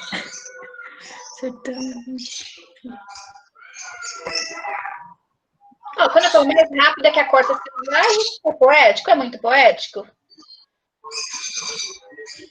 É porque é uma coisa que o povo não fala muito assim, né? Não é comum falar. É, uma comparação, né? Que ele tá, mais rápida que a corça selvagem, a morena virgem corria o sertão e as matas do Ipu, onde campeava sua guerreira tribo, da grande nação Tabajara. Esse trecho é poético, na opinião de vocês? E se sim, por quê? O pé grácil e nu. Olha como ela fala do pé, gente. Não é extremamente poético? Alguém falou do seu pé? Nossa, que pé grácil que você tem. Alguém já falou isso? O pé grácil e nu, mal roçando, alisava apenas a verde pelúcia que vestia a terra com as primeiras águas. O que ela tá falando? Tá falando que a mulher pisou na grama só. É só isso. Mas olha o jeito que se fala. Falou de um jeito totalmente diferente. Não é, ó? O pé grácil e nu, mal roçando, alisava apenas a verde pelúcia que vestia a terra com as primeiras águas. A mulher pisou na grama. Acabou. Entendeu? Se eu fosse falar de um jeito não poético. Ok? Com esses trechos aqui, ó, já fica claro que é uma prosa poética? Que eu tenho trechos aí que são mais elaborados, onde a linguagem é diferente, a riqueza de detalhes é enorme. Ok? Certinho? Ok. E aí a quinta tem algumas perguntas, quais são as duas figuras de linguagem que nós temos nos textos. E aí tem as opções. É pleonasmo e antítese, é eufemismo e hipérbole, é metonímia e antítese, é metáfora e comparação, é catacrese e metonímia. Qual que é a alternativa correta? Quais são as duas figuras de linguagem que os dois textos... Metáfora e comparação. Comparação e metáfora. Metáfora e comparação. Comparação e metáfora, isso aí. Perfeito. Ficou claro agora quanto a esses exercícios? Sim. Sim? Então, agora eu vou dar introdução para o próximo tema, para o próximo formulário que vocês vão receber semana que vem. Posso? Vou procurar ser mais rápido. Mas o nosso próximo tema vai ser um pouco elencado a um tema que nós tratamos aqui, mas a gente vai falar agora de um outro gênero textual, na verdade uma revisão, porque nós já falamos de artigo de opinião no presencial. Lembra que nós tratamos de artigo de opinião? Sim. E, antes da gente falar de artigo de opinião, eu queria que vocês respondessem essas duas perguntinhas para mim, de forma oral mesmo. Então, ó, no século XIX, os casamentos por interesse e aqueles arranjados pela família eram muito comuns. Nos dias atuais, essas práticas não são tão recorrentes, porém ainda ocorrem. Diante disso, reflita e discuta com os seus colegas, com a gente aqui. Então, vocês percebem que, assim, essa questão de casamento por interesse ainda existe, mas que no século XIX existia mais? Vocês concordam com essa afirmação? Sim. Por quê? Era obrigatório, né? Mais ou menos. Casar. Lembra de uma época que... Professora, Oi. os pais também, o pai da mulher, negociavam para fazer relações de negócios com outras famílias também. As mulheres eram muito dependentes dos pais. E dos Porque os homens, pais Era uma, geral, né? era uma questão de manter soberania Dos também. homens em si, né? Não só dos pais. As Sim. famílias arranjavam e aí tinha que seguir o que a família queria. Sim, tinha a questão do dote, tudo. Os casamentos eram arranjados pelos pais. A mulher nem tinha direito de escolher com quem que ela queria casar, né? Tipo, era com quem. Agora, hoje em dia, as pessoas estão mais independentes com as suas escolhas. Mas, mediante isso, então tudo bem. Eu sei que no século XIX essa questão era mais forte, mas nos dias atuais ainda acontece. Ou não acontece essa questão de casamento por interesse? Acontece. Tem muitas Muitas pessoas vezes ainda é que da vontade da mulher. Ó, não entendi quem essa última colocação. Não sei quem falou, mas eu só entendi a palavra mulher. Poderia repetir, por favor? É por interesse, mas é pela vontade da mulher. Tipo, ela que tá interessada em alguma coisa que o homem tem, não a família dela mais. Ah, sim, entendi. Então, interesse mais individual. E uma pergunta que eu queria fazer para vocês. Hoje em dia, o que vocês acham? Que essa questão do casamento por interesse ocorre mais da parte da mulher, mais da parte do homem, ou não tem tanto essa questão? Vocês acham que está equilibrado? O que vocês acham? Eu acho que é um meio termo. Oi? Da mulher. Da mulher? Por quê? Eu acho que não. Assim, na minha opinião, eu acho que não. Porque também é comum, hoje em dia, a gente vê os homens mais novos se relacionarem com mulheres mais velhas ricas. Também. Né? ela ganhar um iPhone. O famoso Sugar Daddy. Sugar Daddy é o que mais tem também, né? Precisa de Professora, Oi. eu acho que empata, assim, mas se for comparar a mulher, acho que é bem mais a mulher, porque ela tem aquilo de querer beleza, de estética, e acho que essa mulher. E até porque, Carla, porque, tipo assim, as mulheres, querendo ou não, arranjam os homens mais fácil que homem arranjar mulher mais fácil, você não concorda? Tipo... Não concordo, não. Mano, porque, tipo assim, presta atenção, ó. Porque, tipo assim, se for, suponhamos assim, que eu, né, já não sou uma pessoa tão bonita, assim, ainda pobre, arranjar uma velhona rica, aí complica, né? Quem que é que tá falando? É eu mesmo, minha riqueza, Diogo. Diogo? Não é tão bonito? Nossa, que modesto. Vai. Agora, tipo assim, uma mulher bonitona, assim, arranjar um velho rico, o velho já vai crescer os olhos nela, né? Novinha, aí fica mais fácil, você não concorda? Verdade, agora eu concordo, consegui me convencer. A mulher, então, no caso, usa a beleza para seduzir, né? Um homem mais rico, enquanto o homem é mais difícil seduzir pela beleza, uma mulher mais rica, de repente. Totalmente, minha riqueza. Né? Eu concordo, professora, também. Então, dois voluntários, um menino e uma menina. Quem poderiam ser? Pode ser eu, professora. Você é quem? Heloísa? Heloísa. E o menino? Pode ser eu. Pedro? É. Ok. Então, Heloísa, qual a sua opinião em relação ao casamento por interesse financeiro? De poder, por status ou prestígio social? Qual que é a sua opinião sobre isso? Porque temos essa questão polêmica, né? Do casamento por interesse, da existência dele. E lembra que um artigo de opinião, ele precisa de uma questão polêmica para dar início às discussões? Então, respondendo a essa questão, o que você responderia, Luísa? E não tem certo ou errado, tá? É só a sua opinião mesmo. Qual que é a sua opinião com relação ao casamento por interesse financeiro? Professora, agora eu me bananei. É porque, assim, não sei, quando a gente... É meio estranho você pensar em casar com uma pessoa por interesse, porque é muita responsabilidade. Eu acho meio uma coisa muito errada, porque entre homem e mulheres, tanto faz. Você se relacionar com uma pessoa só pra casar, sei lá, ganhar milhões na sua conta, não vale a pena, eu acho. Só por causa de um sobrenome ou... Dinheiro, status? Não. Não. E você, Pedro? Você perde muito tempo só casando com aquela pessoa. Eu acho muito... Tipo, você dedica a sua vida por algo material. Sim, primeiro que você dedica a sua vida para conquistar aquela pessoa, para quem sabe você consiga casar com ela, para depois, talvez, ter direito a uma parte do que ela tem. Isso. E você, Pedro? Qual que é a sua opinião com relação Repete a pergunta, por favor, professor. Qual a sua opinião em relação ao casamento por interesse financeiro, de poder, ou por status, ou prestígio social? Qual que é a sua opinião sobre esse tema, essa temática?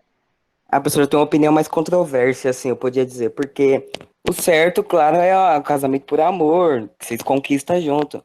Mas eu acho que um casamento por interesse, eu acho que é mais questão de esperteza e, tipo, de querer ganhar a vida do que uma coisa, tipo, muito errada de se fazer. Porque eu acho, professora, eu acho que tem, tipo, muito, vamos dizer assim, muito o velho rico que tá com a menina e sabe que é por interesse, mas ele gosta daquilo, ele tá com aquilo, e já que ele tá velho, ele vai aproveitar, com interesse ou não, ele vai continuar naquilo, entendeu? E a menina também tá ganhando dinheiro dela, tá ficando rica, então eu acho que é questão de esperteza, mais do que coisa muito errada, assim, algo proibido. Mas, na sua opinião, essa questão de casamento por interesse envolve amor? O amor estaria presente de certa forma? Ou Amor é não? o dinheiro. Oi? Aí, Luísa já falou. É o amor por dinheiro, só se dinheiro. for. O interesse hoje em dia conta mais que o próprio sentimento, né? Você acha que está mais valorizado do que o próprio gostar ou não da pessoa? É, pra mim com certeza.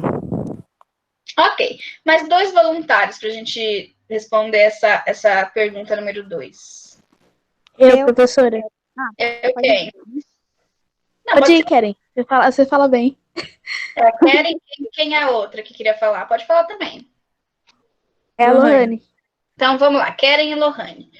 Primeiro a Keren. Você acredita, Keren, que se não há dinheiro, não há amor? Não há dinheiro? Não, professora. Como assim? Reformula a pergunta. Você acredita que se não há dinheiro, não há amor? Por exemplo, não tem como você se apaixonar por um cara pobre, assim, porque não tem dinheiro, não tem nada para te oferecer. Então, mediante a isso, não tem condições de existir amor. Ou só existe amor se eu só consigo desenvolver um amor por essa pessoa se ela tem dinheiro. Ou se ela tem algo a me oferecer. O que você acha? Ai, professora, nada a ver, né? Porque sentimento é sentimento e ponto. Não tem essa de olhar conta bancária, essas coisas. Não. E você, Lohane? Professora, eu acho mais ou menos isso, mas eu acho mais ao contrário, porque acho que depende da condição da pessoa.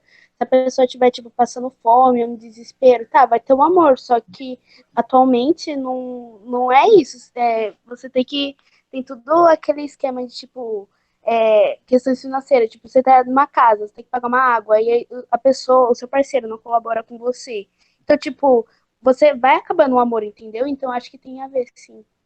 Ela entrou em uma questão muito, muito, muito importante e que é muito real. Sim. Né? Porque às vezes... Professora.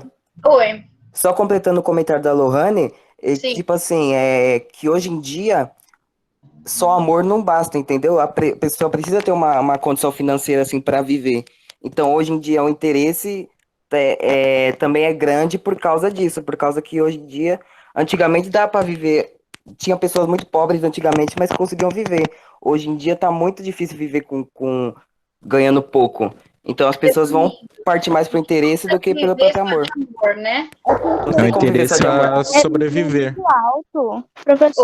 Professora, é porque, tipo, a pessoa o amor, tá, ele pode ajudar. Só que, tipo, você tem um amor, aí essa pessoa que você acha que você tem aquela visão, aí você imagina, não, ela vai me ajudar, porque ela é meu amor verdadeiro, e, tipo, aquela pessoa não colabora com você, aquela pessoa não tem dinheiro, e tá, os dois têm que trabalhar juntos, a pessoa não faz nada, e então, tipo, fica chato. Aí o amor vai Então, acabar. acho que, sim, vai acabando. Uma coisa está diretamente relacionada com a outra, então, nessa questão do casamento, amor, dinheiro. Porque ninguém vive só de amor também, né? Tipo, um monte de pessoa, ninguém trabalha. Vamos viver do puro amor. Como é que seria? Depende da vida da pessoa, né, professora? Da vida dela, caráter. Define muito da personalidade dela. Ok. Mais alguém quer dar alguma opinião sobre esse tema? Professora, tem pessoa que, tipo assim, vamos supor, tem um cara que não faz nada, aí vai lá, se apaixona e diz que é amor, independente do dinheiro. Gente, entrou duas pessoas aí na reunião, uma acho que era a Tamara, e eu vou pedir para colocar o nome aí no chat, tá? E entrou um agora com o nome de Bigode, não sei quem é. Alguém me fala quem é? É o Victor. É o Victor. É o Victor? O Victor Matheus? É o do Victor do segundo Não, C. é do segundo C. Ah, do segundo C? Coloca aqui no chat, então, para a gente identificar. Tá. Por favor? Gente, tem um monte de gente que eu nunca vi na escola. É pessoas novas, né? Não sei dizer. Mas coloca o nome aí para a gente identificar depois. Então, a gente fez essa discussãozinha para esquentar um pouco nossa atividade da semana que vem, que vocês vão receber o formulário.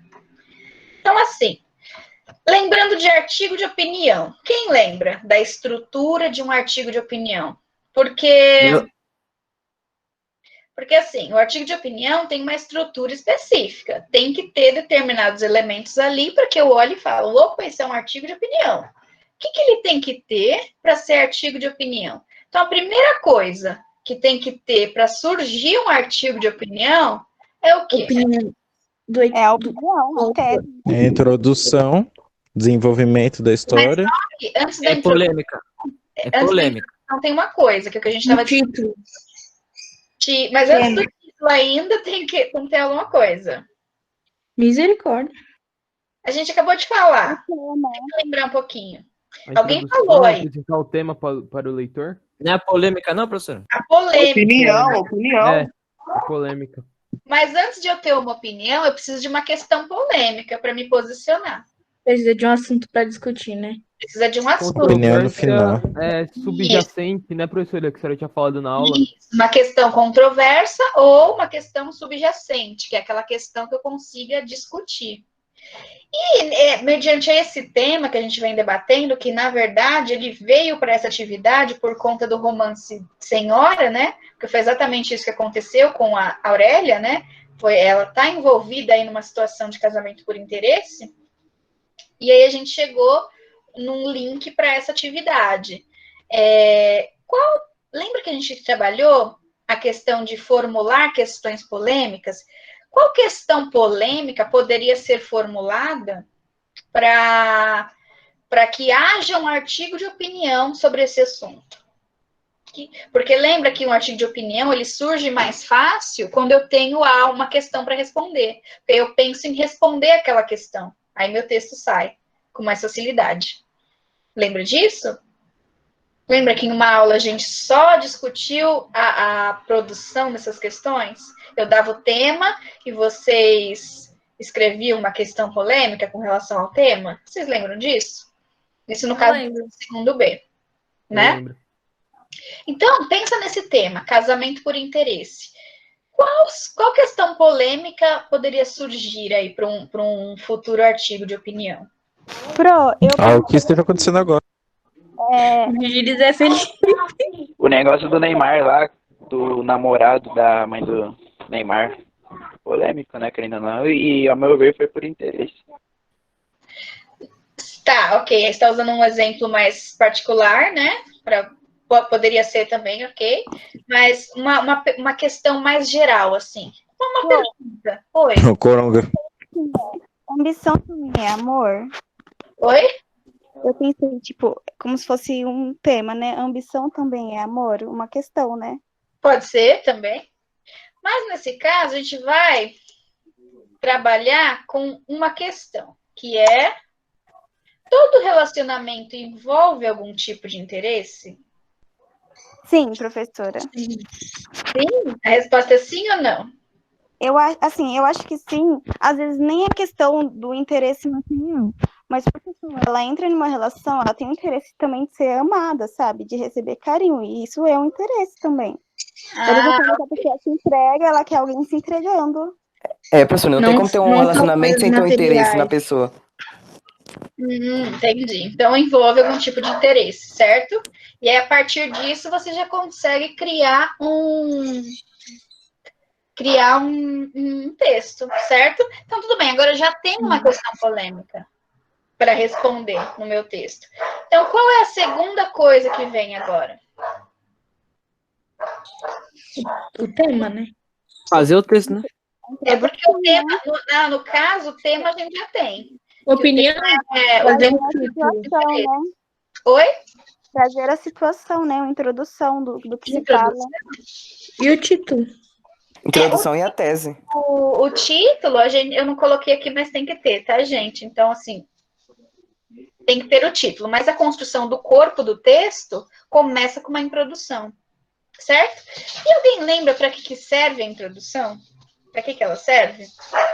Para apresentar Pra o tema. explicar rapidamente o tema, né? Para colocar apresentar o que você quer mostrar. Então, a introdução, ela serve para apresentar o assunto. Eu vou falar, então, vou tentar responder essa pergunta. Todo relacionamento envolve algum tipo de interesse? Então, você precisa de uma introdução. Você pode começar falando o quê? Você precisa... Depende do assunto que você vai abordar.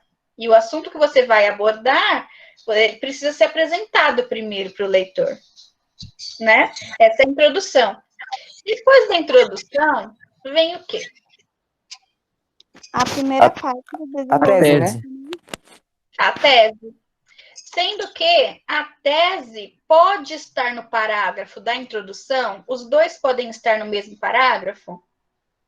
Pode. Pode estar. Sim. E não pode. Se eu quiser, eu posso colocar a introdução num parágrafo e vir com a minha tese para o segundo parágrafo. Mas se eu quiser colocar a tese junto com a introdução, não tem problema. Mas o que é a tese? É opinião. É o seu ponto de vista com relação ao que está sendo discutido. Então, antes de eu argumentar, né? Antes de eu começar a argumentar, eu preciso estabelecer o meu ponto de vista. Todo relacionamento envolve algum tipo de interesse? A partir do momento que você fala sim, envolve, é o seu ponto de vista. A partir do momento que você fala não, acho que não, relacionamento não envolve nenhum tipo de interesse, não tem que envolver. É o seu ponto de vista. Então, é a sua tese.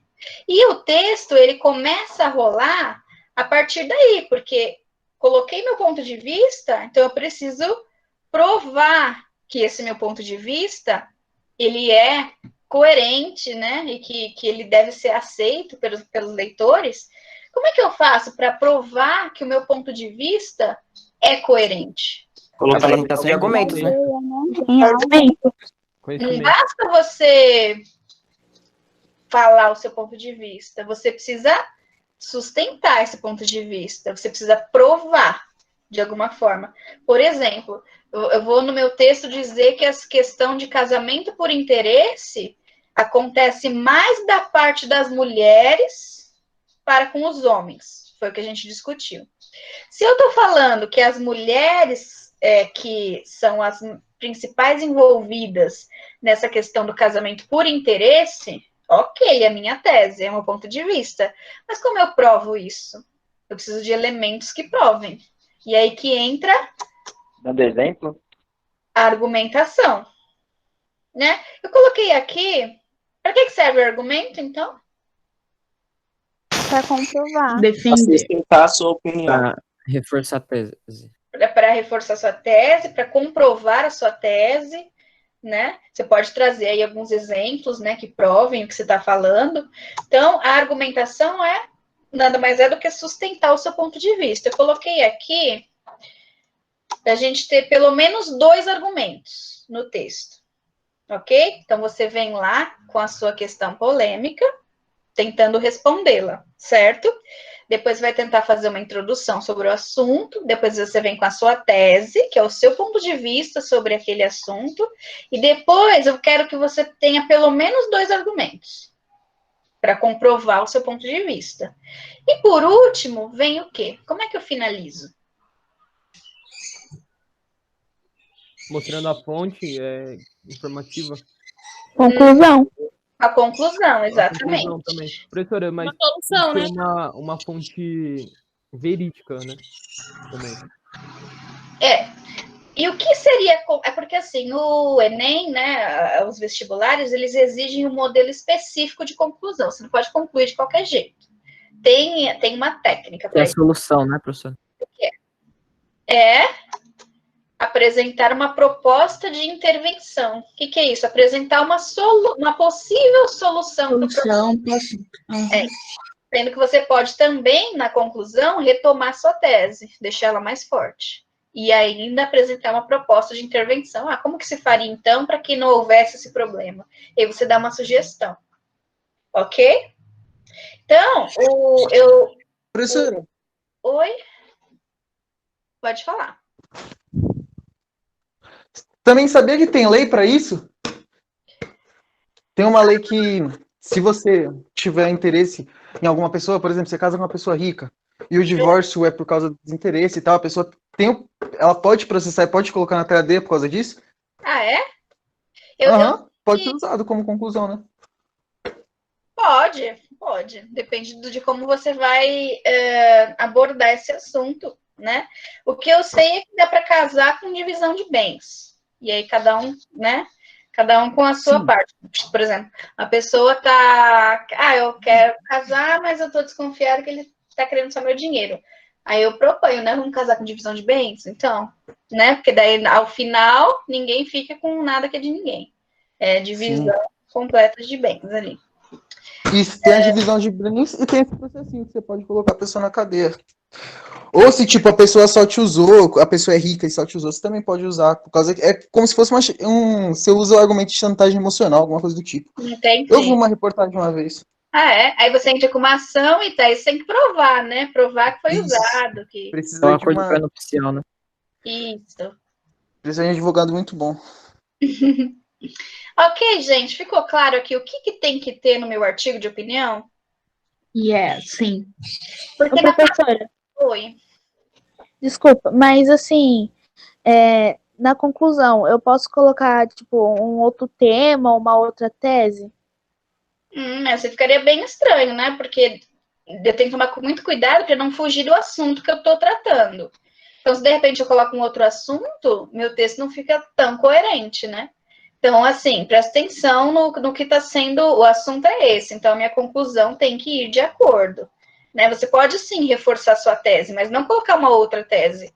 Porque a conclusão é o momento de você finalizar o seu texto. Como é que eu finalizo? Apresentando uma proposta. Isso é uma técnica até para a gente treinar para quando vocês forem fazer lá a redação do Enem. Porque é exigido isso. Se, quando você vai para o vestibular e você faz uma redação, uma dissertação que eles pedem, seu texto tem toda a estrutura, mas não tem a conclusão nesse estilo, eles já desconsideram seu texto. Então, é bem importante prestar atenção nisso. Como é que eu vou concluir? Apresentando uma solução para o problema, porque é isso que eles pedem. Ok? Entendi. Professora, deixa eu fazer mais uma pergunta. Faça. No argumento, eu posso, tipo, colocar exemplos de, tipo, filme que entre no contexto do que eu vou falar? Pode. Por exemplo? Pode sim. Inclusive até na introdução, se você quiser. Eu coloquei aqui 2 exemplos de introdução. Por que eu coloquei isso? Porque muitas pessoas falam assim, eu não sei como começar meu texto. Acho que a maior dificuldade das pessoas é essa, não sei iniciar um texto. Então, eu coloquei 2 exemplos de introdução para vocês perceberem como que você pode iniciar o texto, né? É claro que existem técnicas de argumentação também. Depois eu vou separar o material e eu vou colocar no formulário para vocês quais são os tipos de argumento que vocês podem usar, quais são os tipos de introdução. Na verdade, existem 6 tipos de introdução. Eu escolhi 2 aqui para a aula não ficar tão longa também. Ok?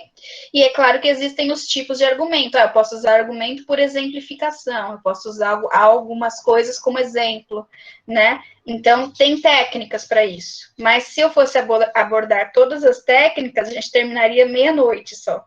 Então, eu coloco um vídeo lá no formulário e eu coloco também um material para que vocês se apoiem. Pode ser? Até porque, na revisão, a gente trabalhou isso, a gente está tentando só rever. Tá? Então, por exemplo, uma das formas mais utilizadas para introduzir é a introdução por definição. O que é introdução por definição? Aqui, ó. Outra forma fácil e interessante de iniciar o seu texto é fazer uma definição acerca do tema, ou seja, explicar o assunto. Não foi o que a gente acabou de comentar sobre a introdução? É explicar o assunto para o leitor. Você já está fazendo uma introdução. E aqui tem um exemplo. Ó. Por exemplo, vai se falar sobre sedentarismo. Ó, sedentarismo. O grande mal do século, olha a questão polêmica que precisa ser respondida. Você precisa responder se o sedentarismo é o grande mal do século. Eu preciso de uma introdução. Como que eu faço? Define-se como sedentarismo o indivíduo que não pratica atividades físicas no seu cotidiano. Doenças como obesidade, diabetes. Ou seja, a pessoa está explicando o que é o sedentarismo antes de começar o texto. Então, por exemplo, se eu fosse partir da nossa temática, que é casamento por interesse, é esse tema. Como é que eu poderia introduzir o assunto usando essa técnica de definição? O que eu poderia dizer? Alguém tem alguma sugestão? O que eu explicaria antes de começar meu texto? De qual que a senhora está falando? Sobre o que a gente vai fazer. Se todo relacionamento envolve algum tipo de interesse.